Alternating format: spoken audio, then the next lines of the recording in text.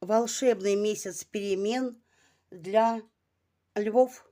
Вторая половина февраля. А вы полны страсти, вы полны силы. Вы пытаетесь обуздать свою страсть, возможно, но вы очень сильны, и у вас какие-то перемены, прямо вот ваша жизнь меняется. То ли это какая-то поездка, то ли командировка, но это привнесет столько яркости в ваше сегодня. Вы засиделись на одном месте, вы мечтаете о дороге, вы мечтаете о путешествии, вы мечтаете окунуться во что-то новое, приятное, волнующее вас.